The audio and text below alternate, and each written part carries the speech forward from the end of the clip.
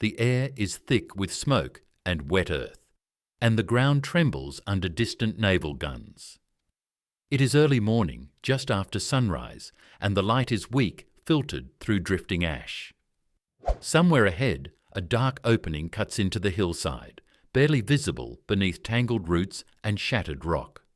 US Marines move slowly toward it, rifles raised, boots sinking into mud that still smells of blood and cordite. If you want more content like this, subscribe now and comment below. They expect resistance. They expect a trap. What they do not expect is what waits inside that silent hole in the ground, a discovery so unsettling that even hardened veterans will remember it for the rest of their lives. It is June 1944 on the island of Saipan in the Mariana Islands. The battle has been raging for days, and the cost has already been terrible. The Japanese defense has not collapsed as planned. Instead, it has vanished underground. Hillsides that looked harmless hours earlier now hide gunfire, grenades, and sudden death. For the Marines of the 2nd and 4th Marine Divisions, every step forward feels like walking into the mouth of something alive. This bunker, half buried and abandoned, seems different. No shots come from it, no movement, just silence. A small fire team moves up first. The squad leader signals for the men to spread out.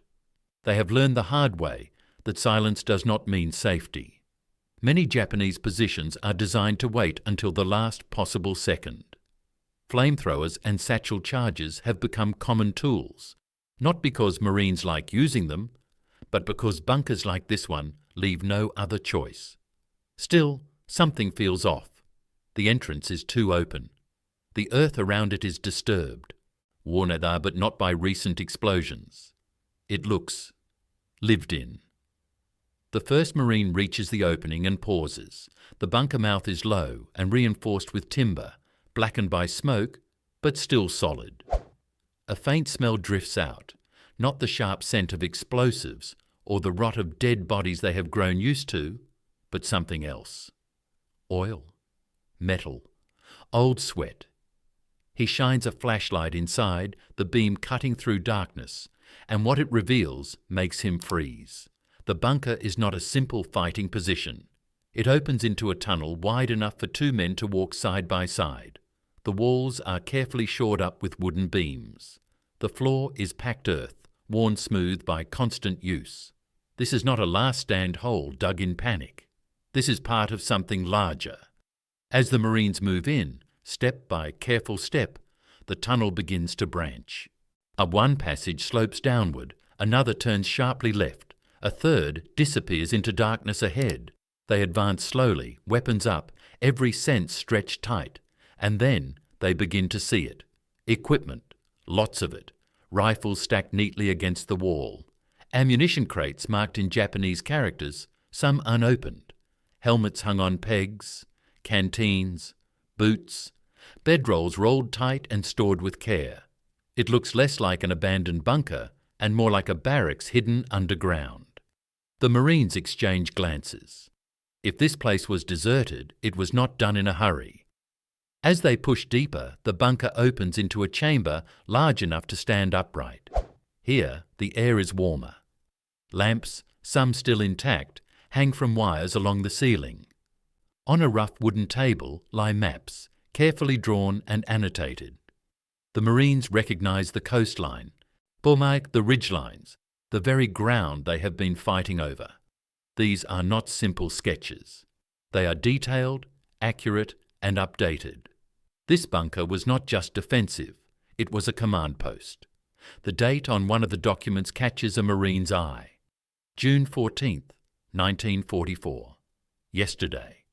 That means whoever ran this place was here recently. Very recently. The idea sends a chill through the group. They are not exploring ancient ruins. They are walking through the living brain of the enemy, a place abandoned hours ago, maybe minutes. Then they find the radio room. Wires snake along the walls into a cramped space filled with equipment. Radios, spare parts, power sources, everything arranged with discipline and care. One set is still warm to the touch. That detail alone tells them more than any map ever could. The Japanese commander did not die here. He left. And he did so calmly, taking what he needed, leaving behind what he could not carry. As the Marines stand there, absorbing what they are seeing, another realization sets in. This bunker connects to others. The tunnels are not random. They form a network stretching beneath the hills like roots. This explains why Japanese units seem to vanish under fire, only to reappear somewhere else. It explains the sudden counterattacks, the snipers in places already cleared, the sense that the enemy is always watching. They move on, deeper still, and the bunker begins to reveal its true purpose. Sleeping quarters line one wall, with simple wooden bunks stacked too high. Personal items rest on shelves. Letters, photographs, a small notebook filled with neat handwriting. One Marine flips through it carefully. It appears to be a diary, recording daily events, rations, morale, and orders. The entries speak of shortages, of air attacks, of faith in duty and preparation. There is no panic in the words, only resolve. In another chamber, they find a medical area, bandages, surgical tools, medicine bottles labelled in Japanese. Some are imported, some are improvised. A faint stain on the floor suggests surgery performed under pressure. The Marines realize that wounded Japanese soldiers were treated here, underground, protected from bombardment. This bunker was not just a fort. It was a hidden base, designed to keep fighting long after surface defences were destroyed. Outside, the battle rages on. Artillery thunders, planes scream overhead. But inside this bunker, time feels frozen. The Marines understand now why this campaign has been so costly. The enemy did not plan to defend beaches alone, they planned to survive beneath them. The deeper they go, the more unsettling the discovery becomes.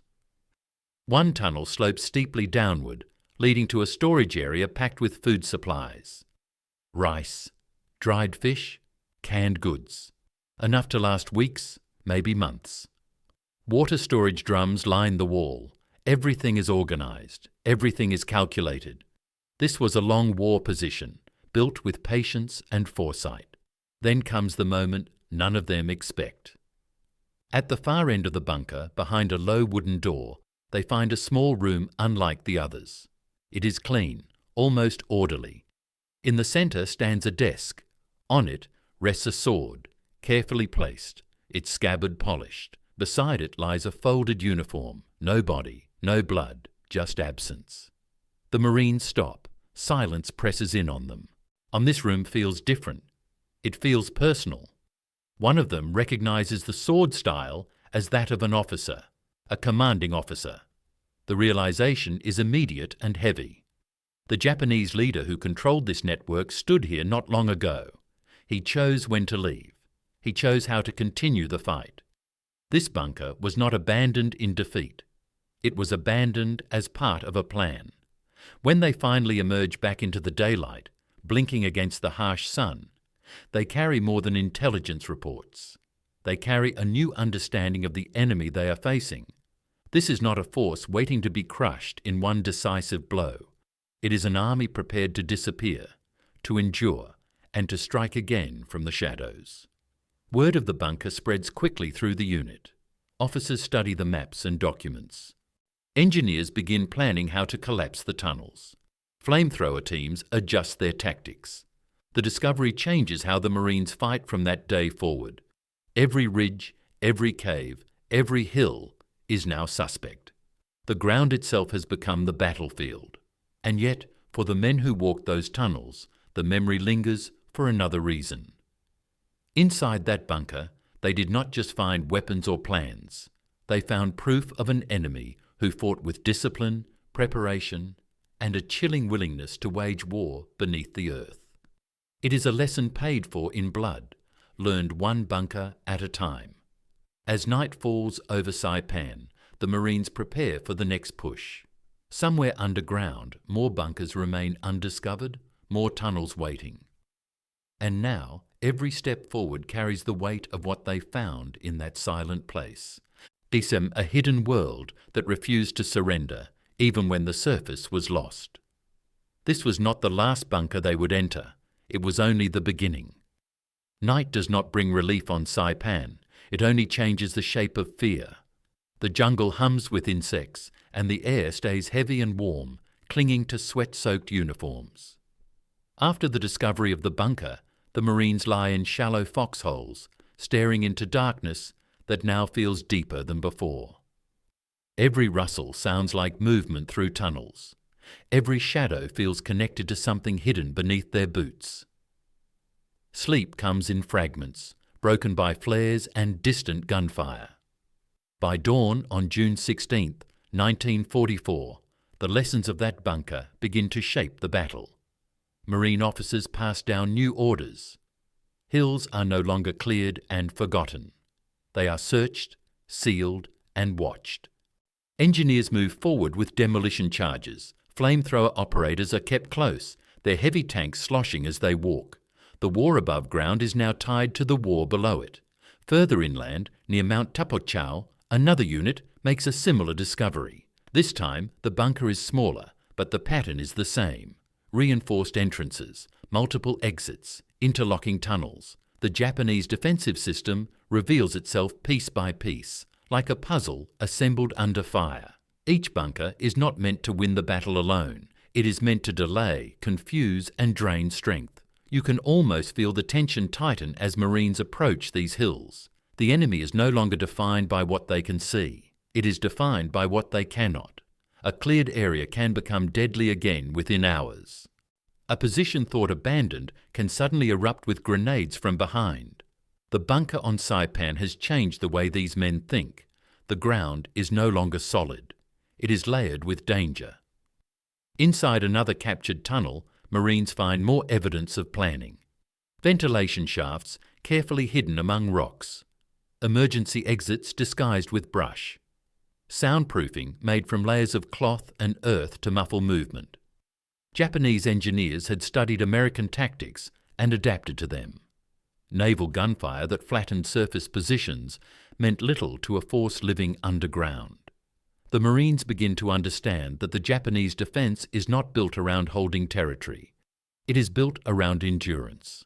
Every bunker is designed to survive bombardment, then bleed the attacker slowly. This is why progress feels so costly. This is why victories come measured in yards, not miles. As days pass, the abandoned bunker discovered earlier becomes a reference point. Intelligence officers piece together the maps and notes found inside. They trace tunnel routes and predict likely hidden exits. Some predictions are confirmed under fire, others are learned the hard way. Each success saves lives, each mistake costs them. One afternoon, during a push through rocky terrain, a Marine patrol stumbles upon a camouflaged opening barely wider than a man's shoulders. It looks like a natural crack in the rock. They know better now. A grenade goes in first. The blast echoes strangely, deeper than expected. That echo tells them everything. Another tunnel. Another hidden world. Inside, they find signs of a hurried withdrawal. Food left behind. A broken radio. Footprints in the dirt leading to a side passage. The Japanese defenders are still close. They have not fled the island. They have simply shifted positions, like ghosts moving through walls. The psychological weight of this kind of warfare is heavy. Marines begin to talk less. Jokes fade. Movements become careful and deliberate. They learn to listen to the ground, to notice changes in airflow, to smell oil or smoke where it should not be. Experience replaces fear, but it does not erase it. The bunker network also explains something else the Marines have struggled to understand.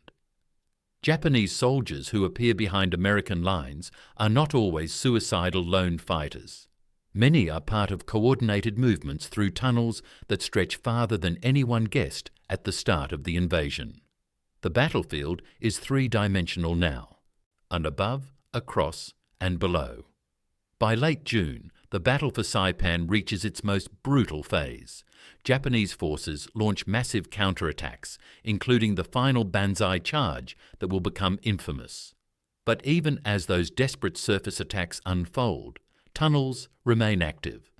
Some Japanese units choose not to charge. They stay hidden, waiting for opportunities to strike isolated Marines, medics, and engineers.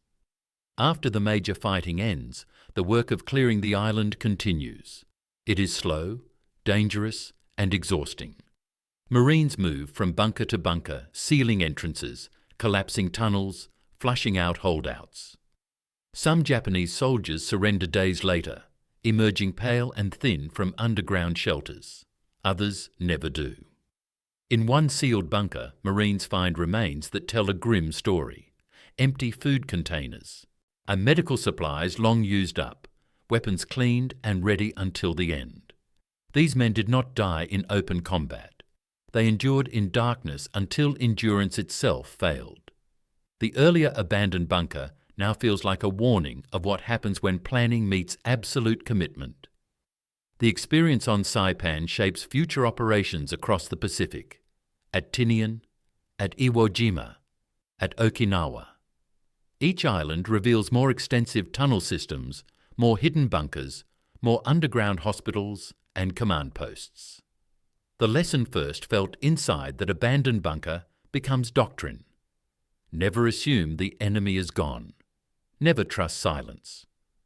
For the Marines who survived Saipan, the memory stays sharp long after the island is declared secure. Some will say it was the moment they realized this war would not be won quickly or cleanly. Or others will say it was when they truly understood their enemy, not as faceless figures, but as soldiers who planned, adapted, and fought with grim determination. Years later, veterans will struggle to explain what it felt like to step into those tunnels. They talk about the smell first, then the silence, then the feeling that the earth itself was watching. They remember the careful handwriting in notebooks, the neatly stacked rifles, the sword resting on a desk with no owner in sight. Those details haunt them more than explosions ever could. The abandoned bunker on Saipan was not just a military discovery. It was a revelation. It showed the Marines that victory in the Pacific would come not just from firepower, but from understanding, patience, and relentless pressure. Every hidden room uncovered weakened the enemy's ability to resist. On every tunnel, collapse closed off another shadow. By the time Saipan falls fully into American hands, the island looks shattered. Hills are scarred, trees are splintered. The surface tells a story of destruction. But beneath it lies another story, one only a few have seen firsthand. A story of preparation, secrecy, and a war fought in darkness. That is what the Marines could not believe when they stepped into that first abandoned bunker. Not just what they found, but what it meant. It meant the fight was far from simple. It meant the enemy was closer, smarter, and more deeply rooted than anyone had imagined. And it meant that from that moment on, every step forward would be taken with the knowledge that the ground below might still be alive with danger. If you want more content like this, subscribe now and comment below.